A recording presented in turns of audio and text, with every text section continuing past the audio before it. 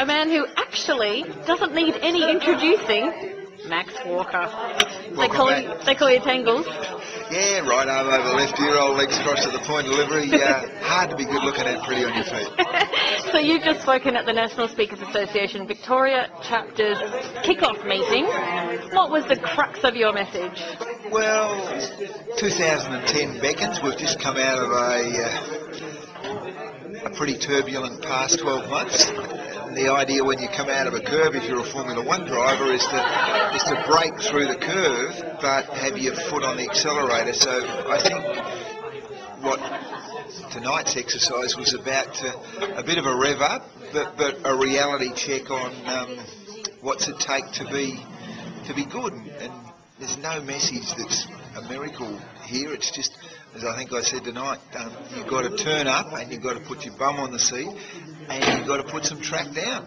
Yeah, that's great. You know, and probably the most common thing that people were saying around me was, isn't he a great storyteller? And isn't it great that you've built a career? You're the epitome of someone who's built a career out of something that comes naturally to you. Yeah, my dad was a master builder, very preoccupied with excellence, but he was also the proprietor of a hotel, and we sold a lot of beer on his ability to tell a story. So I think I am a chip off the old block. I understand that collecting people and story, that's my currency, and the more that you work at blending in those senses of taste and touch and smell, you know, to bring alive, you know, facts and figures and circumstances, places and people, we all relate to that. And occasionally it'll tug at your heartstrings, and occasionally the light will go on with an idea and you'll go, wow. The other one, that imagination plus association equals possibility. I live by that all day, every day. I love that, you know, and another thing that I think that is quite admirable about you is that you embrace any new technology that comes along. You don't sit there and say, I have not got time to learn these new tools, everything's working fine for me the way it is. You say, what else is there to learn? Always say what else. Blank sheet of paper beckoned in those days. When I did architecture, we used to draw on tracing paper with pencils. If we got it wrong, we rubbed it out with a razor blade and then burnished the paper. But now I'm a fountain pen dinosaur, unashamedly. Grey hair, but I love the new stuff. I love the kids and their thinking. And recently we did an iPhone application for the VRC. That had 9 elements in it, including an electronic form guide, GPS tracking, trivia, photo submit. Wow. Fairly conservative group. This year it's the 150th. So we're going to have a lot of fun this year, and also the Enphone network, which is, you know, delivery of a streaming DVD to a corporate sense. It's all about content, of course. But how powerfully you can reach a node or a group of people, and so I've been playing in that sandpit a bit. That's very good, and you do quite a bit on Facebook too, don't you? Do a little bit on Facebook. I try to use it as photojournalism, so that you don't have to keep telling the same story or explaining that you've just been to Egypt or Jordan or Dubai and the world's tallest building. You can say, look, these are my photos. This is where I've been. This is A, B and C. Anywhere between 3 and 50 photographs, and they tell you a lot about where you've been and what you've done and how much fun. Yeah.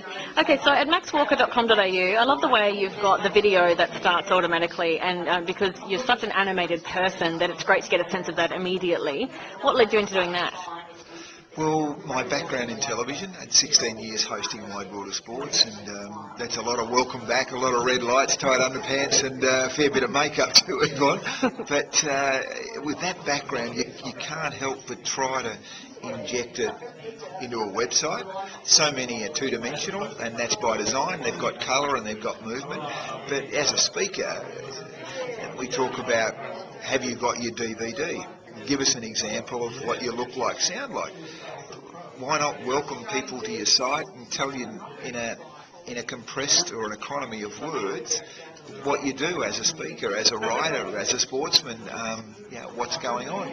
So I've tried to do that. I hope it looks sophisticated in a black and white sense, but people can, I guess, get a feel for who I am by the way I sound, and that body language, even though it's just facial on that. Yeah, it gives that authenticity and the transparency and the integrity that everybody really wants. I mean, the reason they're coming to your website is to find out more about you, and they get that instantly. So yeah, you've done a really good job with that.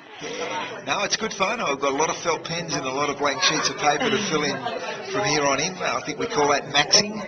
And the future beckons. So tell me, when you want to get a new idea, when you're sitting down and going, like, I want to actually achieve something in particular, make a goal for 2010, is there a process that you always go through that instantly gives you an idea? No, I listen to myself. Insight comes without a sense of timing, and it may be in the middle of the night. A lot of the time when I'm walking, not walking the dog or not walking with my wife or kids, but walking, and that selfishly, I want to go on my own. In fact, I've got to go on my own. I find that that's terrific. It seems to be heightened when I walk close to water or beach or on a jetty. I don't know whether it's the sound of the ocean but I find that's, particularly when I'm in writing mode, that's where I go. We've got a place down the peninsula, so I soak it all up in amongst the gum trees, and it's beautiful. Perfect. So could you perhaps throw back to the studio for us? We'll be back with more in just a moment. Stay tuned.